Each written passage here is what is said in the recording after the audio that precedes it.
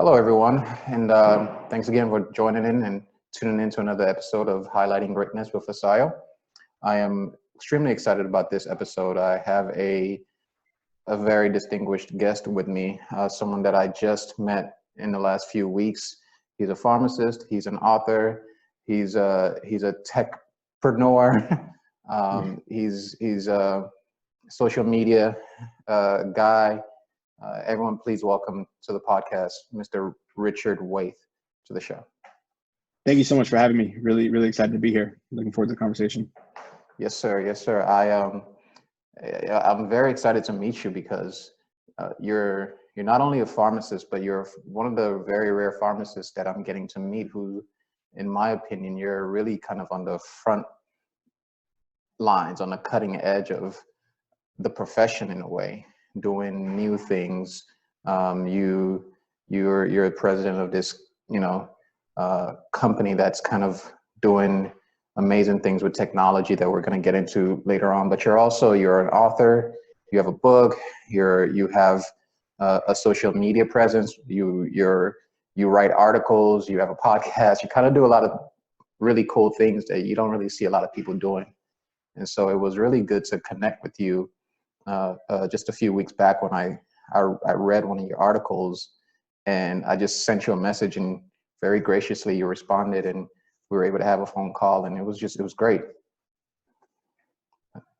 Yeah, thank you for the kind words. I do appreciate that. And, I definitely like to dabble in a lot of things. And a couple of years ago, I took, real serious about my career. And I felt that I knew I wanted to do a lot more than just be a regular pharmacist. Which, don't get me wrong, I loved being a community pharmacist. And, it was something I was super passionate about doing. But when I got there, and I graduated from pharmacy school, I just started realizing there's so much opportunity for people to get better education about their health. And I just felt, because of my communication skills and the things I was passionate about, I felt that I needed to do more.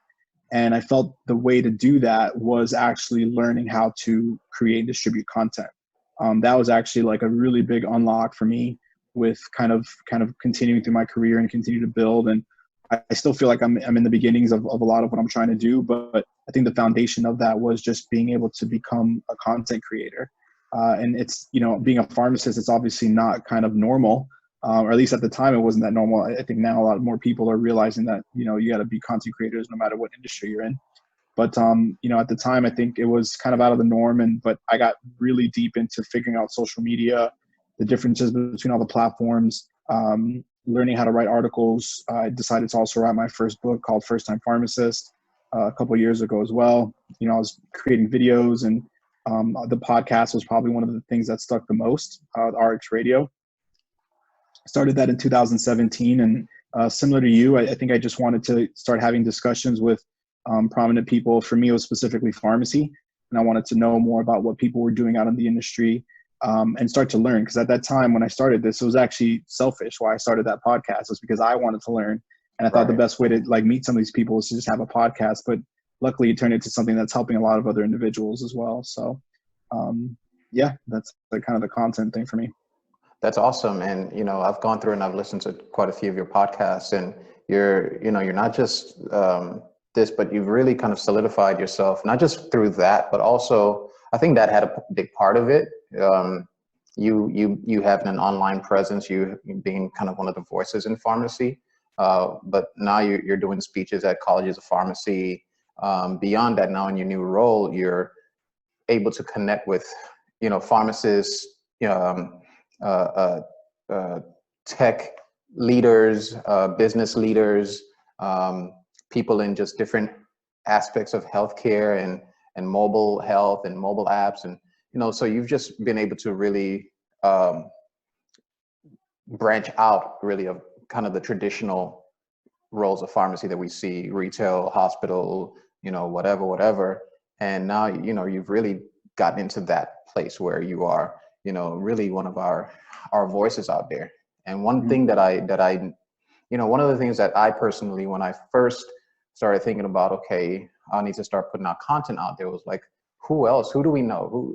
If you were to think about, okay, who's the most famous pharmacist out there? Who's You know, who do we know that's that's a leader in pharmacy? Maybe the only persons that I could think of at the time, really no one, but maybe I had an old professor who had a Twitter, handle back then, who he was really passionate about. He still is really, he was an ID pharmacist. And so I think he was like he was big into like antimicrobials and things like that. And so he did things on social media. But other than that, I don't think there's not really that many voices that we know. There's not. And I think that's just in general in healthcare, just because of maybe just the nature of our profession. If you think about the most famous doctor, or maybe now we would say Dr. Fauci or something. But before this year, before the pandemic, I can't really think of, a physician that's just out there that people can look to as being, a pioneer or someone that's kind of pushing your profession forward. Similarly to pharmacists, similarly to dentists, similar, other healthcare fields. And so that was one of the things that I wanted to do, not to, sound pretentious or, make it seem like I felt like I'm a pioneer or some leader, but I just felt like we needed more of a voice, or we need more people pushing, because when you get around your colleagues, your friends, it's always the same thing, oh, there's no jobs, pharmacy this, pharmacy that, and I just really wanted to start having conversations about, okay, what's the way forward? How do we improve pharmacy? How do we change pharmacy? How do we, what's next? how do we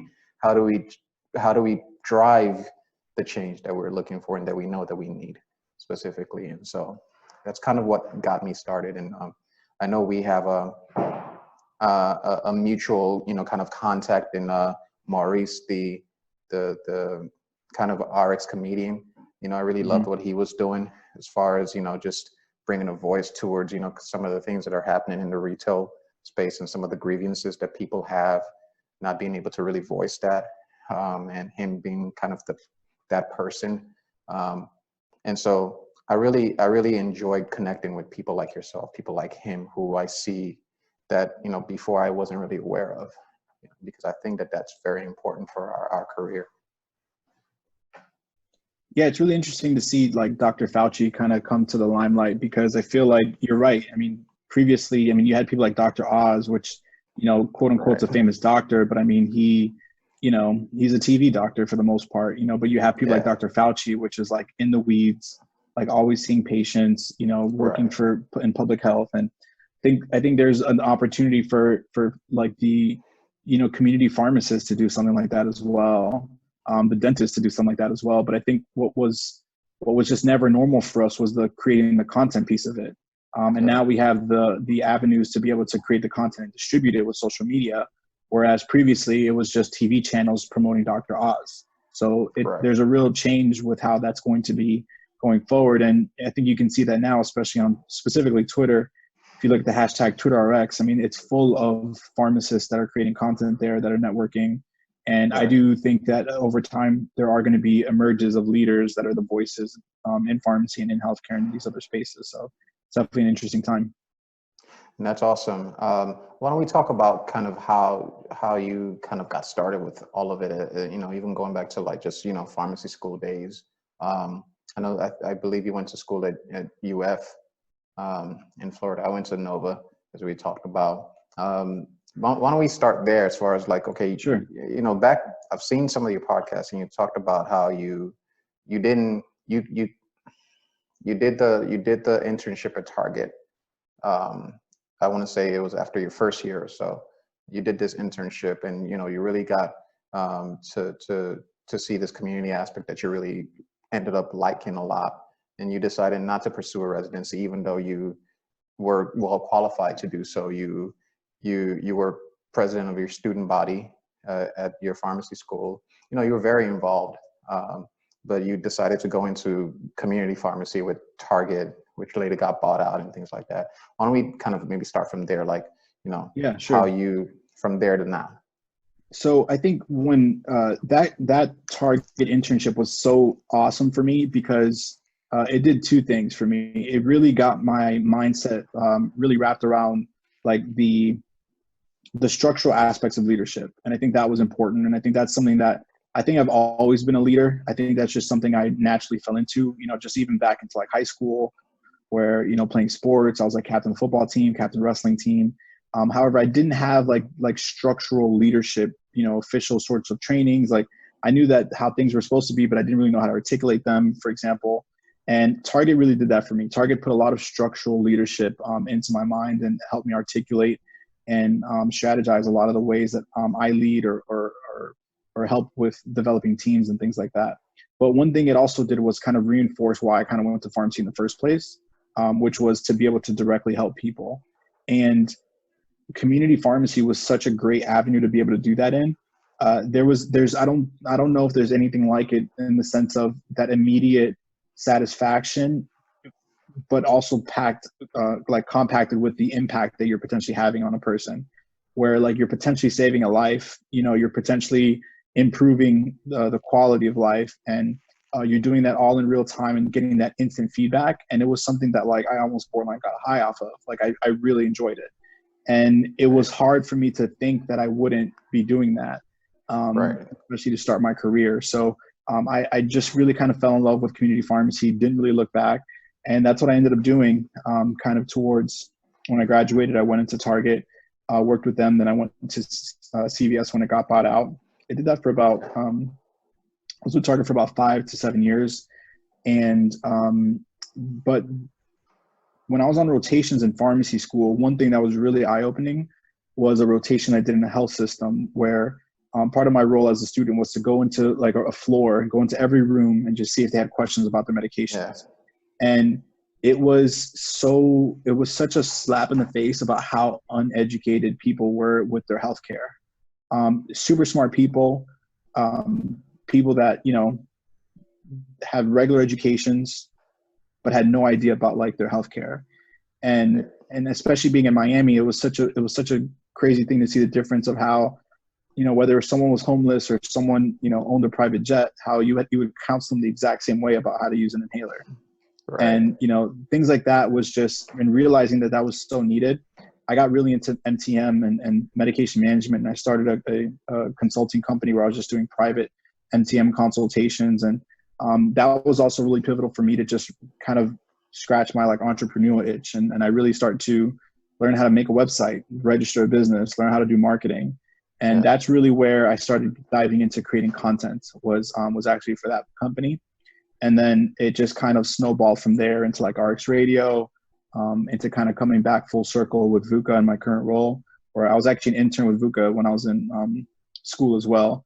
And what VUCA Health does is we create medication education videos, and those videos are for patients, and we license we license those videos out to health systems, pharmacies, health plans, and they utilize that content and provide them to their patients to help with education. So that's nice. Kind of a early days up to now.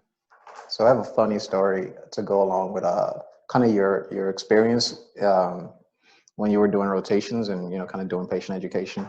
I did some of my internship, my rotations at the Cleveland Clinic, Florida, in Weston, which I'm sure you're familiar with. We had it was an amazing site, teaching hospital, like it was just great. And I remember one, I was on rotations with this kid from I forget what school he was from, but this guy they were doing like every single rotation right there at Cleveland Clinic. Like he wanted to get he wanted to get their residency spot, and he ended up getting it. But this kid went into a patient's room, and he was trying to like demonstrate, maybe how to like let me do the insulin shot or something. And you had the kit, the little kit, and there was a little, you had the needle, the syringe, and there's supposed to be this little cushion that you inject into, right? Or like this ball or something that you inject into. I think he went in to go do it, and like the ball was missing, and he like shot into himself. Oh my God, that's crazy. Yeah, and came out and told us about it, and we're just like, really? Like you couldn't have came out and like gotten it or something? But it was super funny. But you go on rotations like that, and you really learn, and you really like see, okay, these are some of the things that these are some of the opportunities that we have. You know, this is really how uneducated the patient population is, you know, and how, you know, our role as pharmacists, you know, even as students back then, not, you know, still in rotations, we really were utilized, you know, very, very well to fill those, you know, those spots. It was amazing, you know. I think similarly with yourself, I did a rotation after my first year at a children's hospital here in Texas, and that's kind of what kind of solidified my interest in hospital pharmacy and clinical pharmacy, you know, in a way that, you know, that role, because I had been in retail before as a technician before I even went into pharmacy school, you know, but I knew just the way retail was, maybe it was the company that I was working with.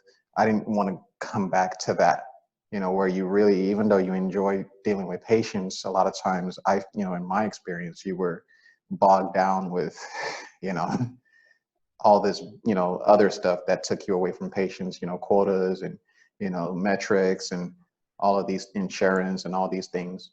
But it was when I did this internship at this children's hospital, Cook Children's Hospital, that I was really just fell in love with clinical pharmacy as a, you know, in a hospital. And I was like, wow, this is what I want to do. So, but yeah, so you started this, and I know you mentioned it in one of your podcasts about this MTM, personalized MTM service that you really started, and kind of the issues with it being, you know, being able to get patients to kind of buy into it because they feel like their insurance should be covering it. Can you kind of speak to that a little bit? What that taught you, what you learned from that, and how you were able to take that to kind of how that helped you develop other things that you got into later?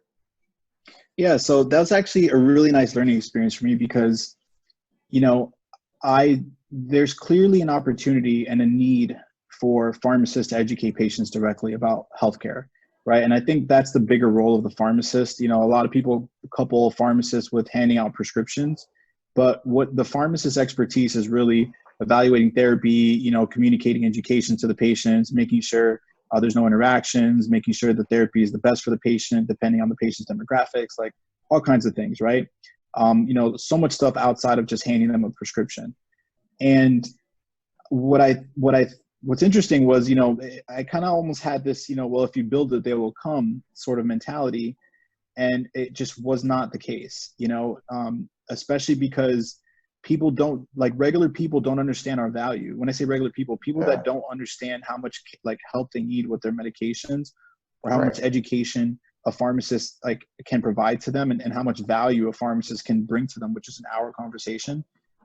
It was a huge undertaking to be able to educate that, to communicate that to people, which is really what marketing is, right? There was a huge marketing challenge, because now not only did I have to convince people to pay me money, I had to convince them that I was valuable.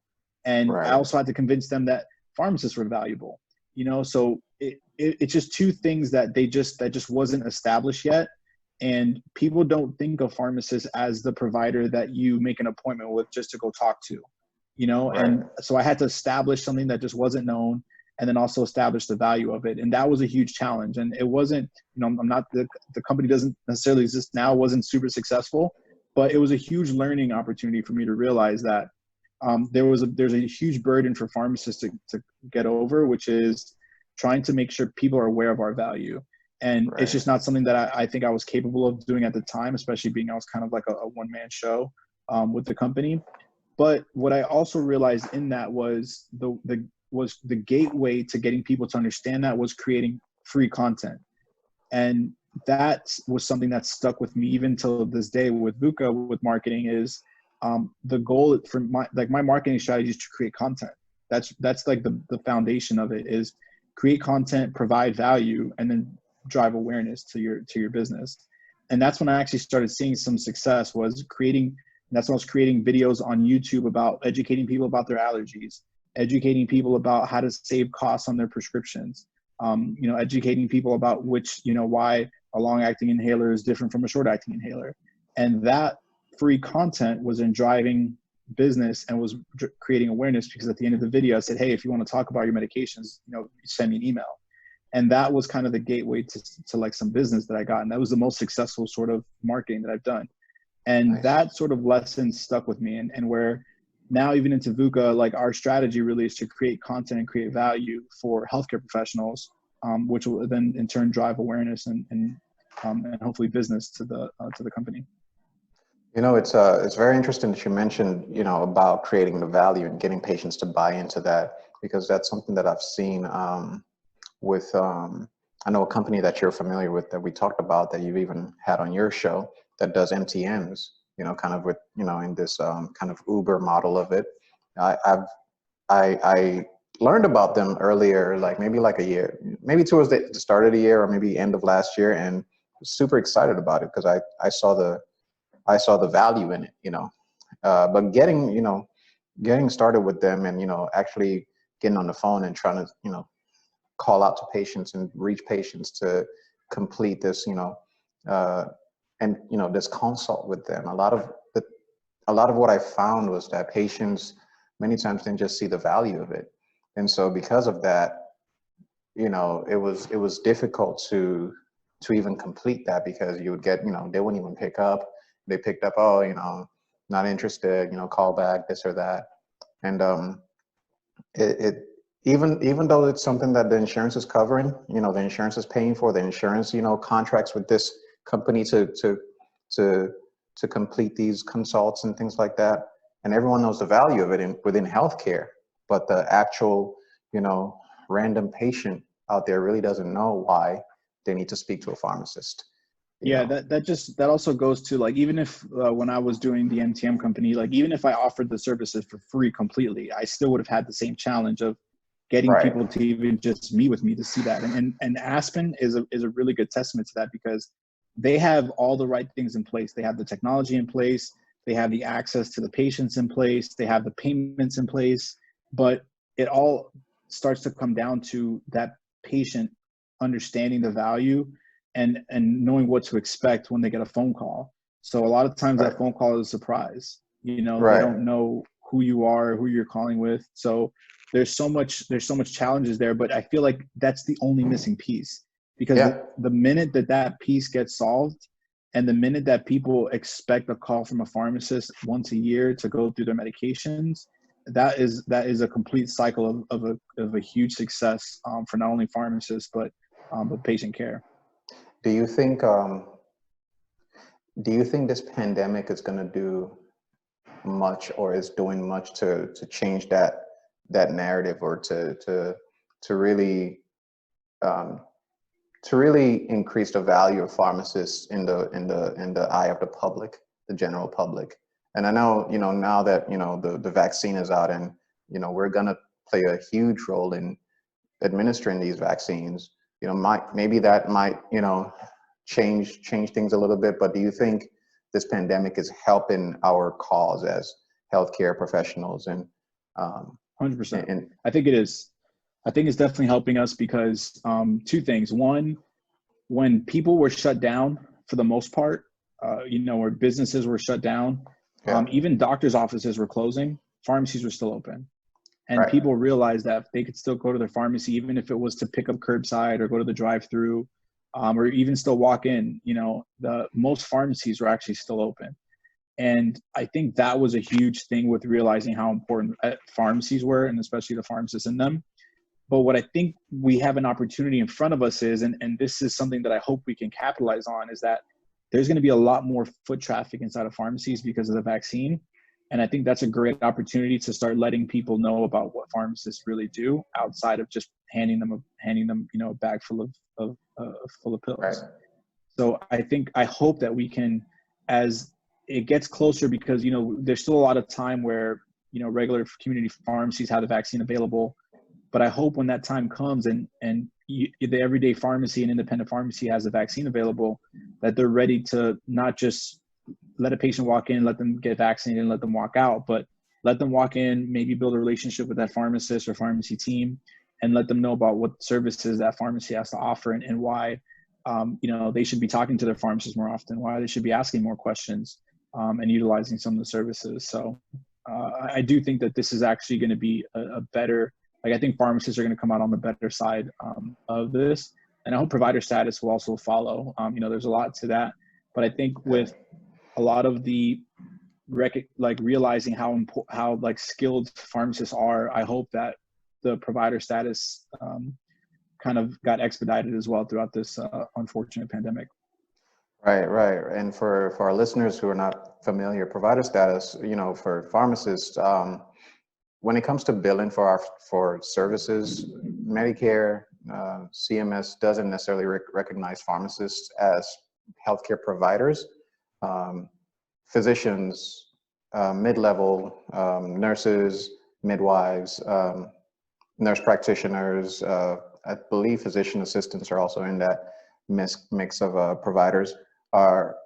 They're deemed providers, and so they're able to individually bill for their services, whereas pharmacists are not.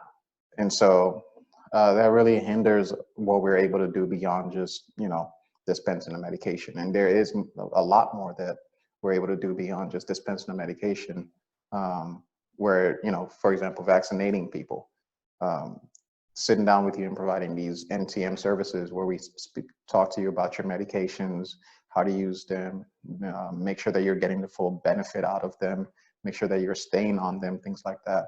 Those are services that we can provide better than anybody else, in the healthcare team, because we are medication experts, we're pharmacists. However, we're not able to bill for this just because of this lack of having what's called having this provider status. And so right now we're lobbying for that. And there's been just a lot of kind of effort, and stuff put into, trying to get the legislation passed to allow us to be able to have that and go forward. And so a lot of pharmacists are looking forward to this, because we think that this can help the profession, not can, but definitely will help the profession move forward in a lot of ways. Agreed.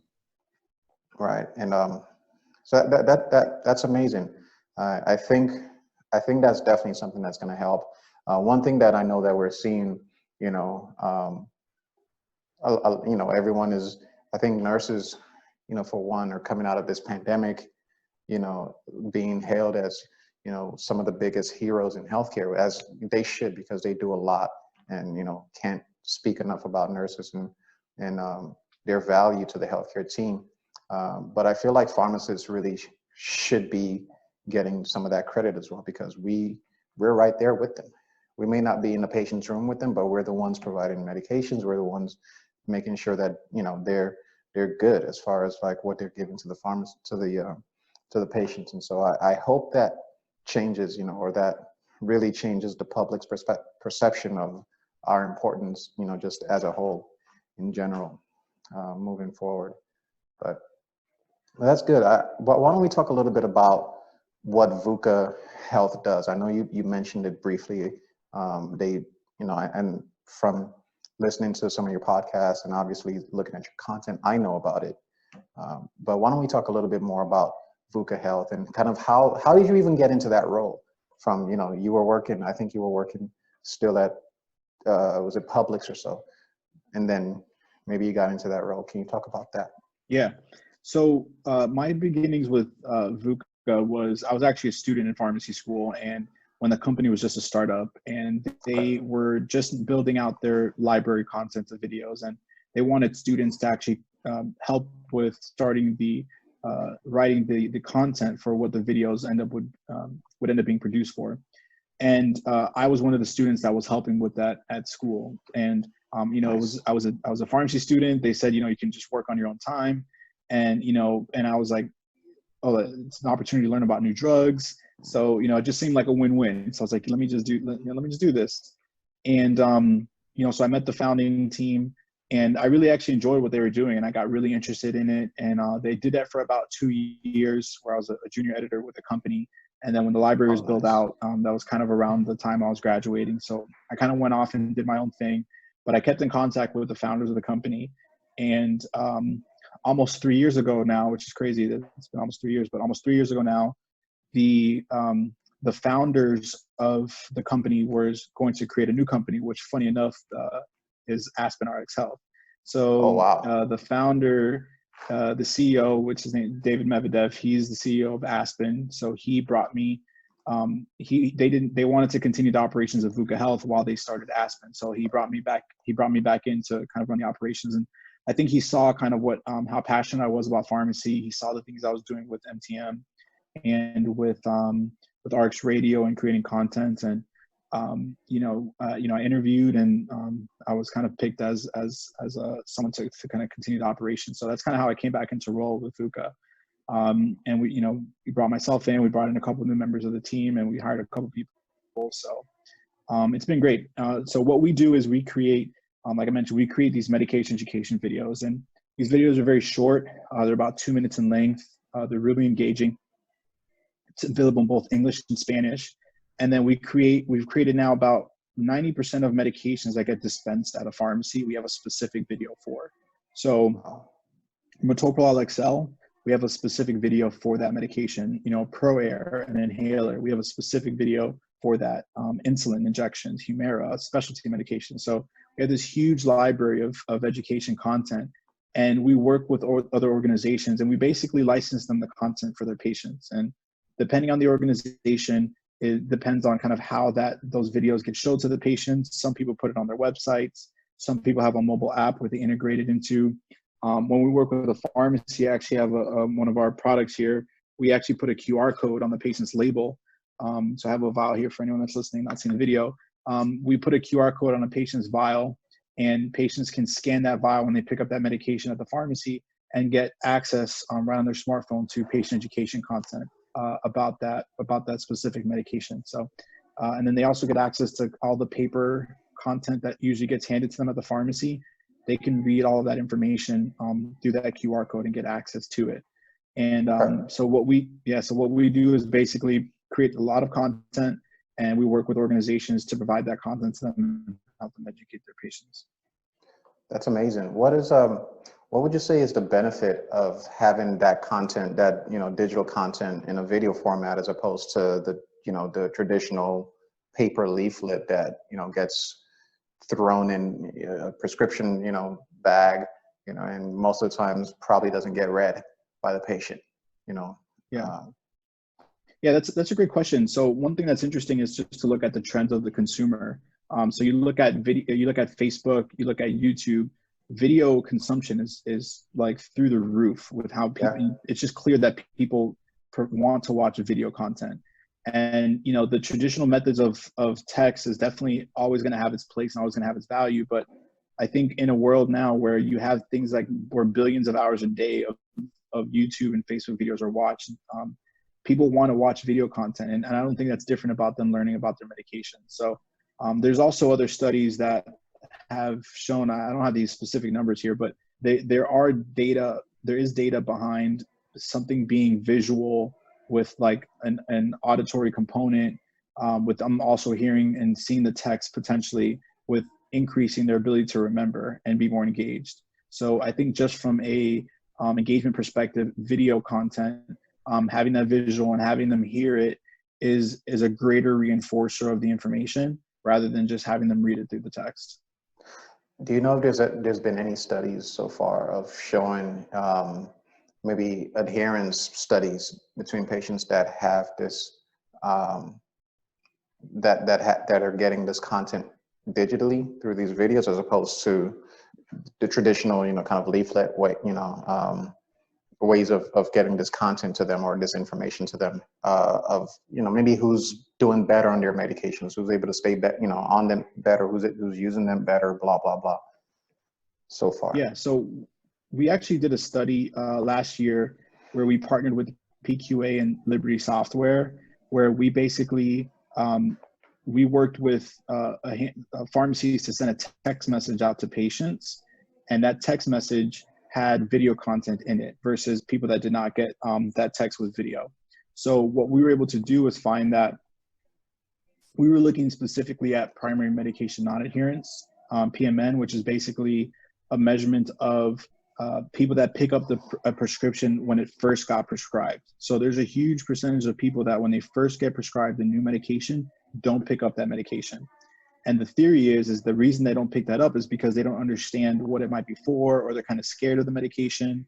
So what we tried to do is if we thought if we send a video through text before they went to the pharmacy to get that medication, would it help them with being more comfortable with picking that up? And we actually did find a statistically significant improvement in that primary medication non-adherence. So more people were more likely to pick up their medication by getting a video with that education about that medication versus not. So we do and that was like our first kind of like hooray into getting an official study with real data. But we have a lot of things in the works now, and we're working with some national companies to get a lot more data behind the impact it's going to have on not only that first pickup, but also subsequent refills after education, even getting vaccines and seeing if that education about a vaccine is going to be helpful. So we're looking forward to seeing what some of the other data is going to come out and tell us. That's great. I would feel like, the data more than likely will show that if patients are able to see this and understand it better, or just giving it to them, and seeing, okay, are you even reading this paper, leaflet thing that you're getting versus are you watching the videos? If you're watching the videos, is it helping you stay on your medications? Is it helping you use it better? Is it helping you get more benefit out of it? I think, you can find that you'll probably find that there's value there that you guys are providing, and that'll definitely be something and to especially you think when the information that you get at a pharmacy, it's 3 to 7 pages worth of small text, and it's with a lot of times it is easy to read in terms of like its reading level, but a lot of times it's scary and it's overwhelming. And I think being able to have the information where it's a short 2-minute video, very reassuring, not hiding anything, but more so providing just information about what to expect. And I think something like that is it's really just replacing almost, or it's mimicking, I should say, it's really mimicking kind of the conversation that someone would have with a pharmacist, but allows the patient to do that on their own time as well. So a lot of that information that we talk about in these videos is what a pharmacist would also tell the patient. But one thing I think that's important to note is that the worst time to counsel patients, for the most part, is at the pharmacy and at discharge of a hospital. Because when they're leaving the hospital, all they're thinking about is getting back to normal life. They're just thinking about all the things that they want to do or need to do to get back into being at home and relaxed. And that's a time where people are feeding a bunch of information to them, providing them a lot of documents and paperwork. It's just a terrible time for them to consume that content.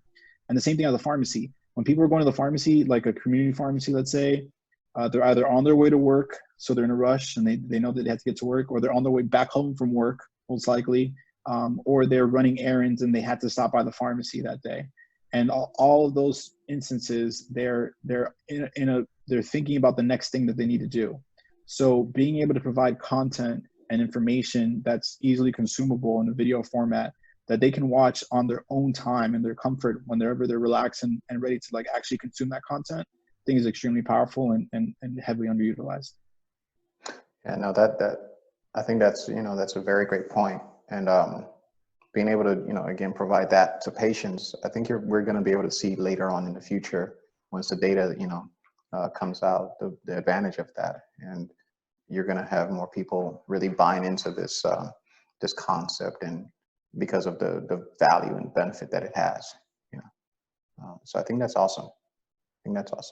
Why don't we shift gears just slightly and talk about where you think pharmacy is today as far as the state of the profession. I know one thing that in one of your articles, you kind of almost predicted some of what we see going on right now as far as some of the players in pharmacy, like Amazon buying PillPack, and Amazon now, as we saw just a couple of weeks ago, starting their whole pharmacy division, and some of the things that are happening with that.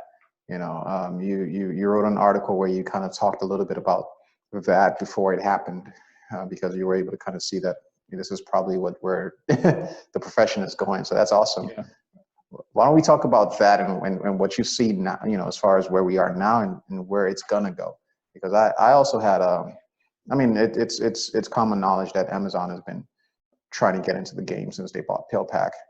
And so we all kind of knew, but I felt like I knew that, no, I didn't know that that was going to happen per se, but I felt like retail and community pharmacy dispensing, the way we know it, is just going to change. You know, it's not going to be Yeah. what we see today. You know, I've been saying this for, you know, maybe since I was in pharmacy school, that it's going to die. You know, maybe not Yeah. in, you So know. Go I'm not ahead. sure if it'll necessarily die, but I think it's definitely going to change. And I think what we're starting to see happen. So what I talked about in some of those articles kind of before like the actual buyout with PillPack even happened was, I think there was going to be a huge shift to the distribution and automation of dispensing medications. And I think what I knew was going to happen, and we're starting to see that definitely now, is the uncoupling of a pharmacist being attached to dispensing a prescription. And I think when I say a full complete pharmacist, and what I mean Right. is there's still going to have to be pharmacists verifying products and things like that in the distribution centers. But I think when it comes to like the education piece of it and the evaluating of therapy and, you know, educating patients about what it is that they're taking and answering questions, I think there's going to be a huge decoupling of that. And I think the beginning part of it is making these changes in distribution. So you think about Amazon's pharmacy, like I haven't really seen it yet, but technically I still don't know how a patient would even talk to their pharmacist yet. I'm sure there's a way, and there's probably a way like from a regulatory standpoint, but what I think is going to start happening is people, and I think the huge opportunity is, and I think Aspen is a good piece of that, is people starting to see pharmacists as someone that is just there to help them with understanding their medications and making sure that they're getting the right therapy instead of providing them the prescription. So what I think is starting to happen is we're starting to see with automation and with, you know, all these robotics that are making dispensing medications extremely efficient, we're starting to realize that we're removing the human elements of the process of getting a prescription like into a bottle and to the right patient. But there's now an opportunity to continue to make sure we're providing more education. So what I hope is the next step to this is companies like Aspen, and whether it's Aspen or some other company, but what I hope is the next step of this is pharmacists doing the marketing piece and branding piece of ourselves and our profession to be able to convince patients that they need to talk to us about their medications. They can't just expect to get a prescription from their physician, get it, and then get it delivered to their door within 2 hours. They need to realize that in between that time, they need to be talking to a pharmacist, and a pharmacist needs to be involved with educating them about how to get the best out of that therapy, ensuring that therapy is the right one for them. So I hope that's kind of the next step for us. And I think things like Aspen RX Health is like the right track where they're building the tech behind it and the network behind being able to offer the services. But I'm really hoping that we'll start to see more of that in different ways, whether it's at like a very large scale or at a small scale, like something I was doing where I was just kind of serving a small community of people and providing that education. So it's actually really exciting. And a lot of people in pharmacy are discouraged because of these automations, and they're worried about job security and things like that, which I think are fair worries and concerns. But what I think people don't realize is as some of these opportunities become less and pay starts to drop in some of the community settings, other organizations are creating opportunities for pharmacists to fill roles in. So it's a really exciting time.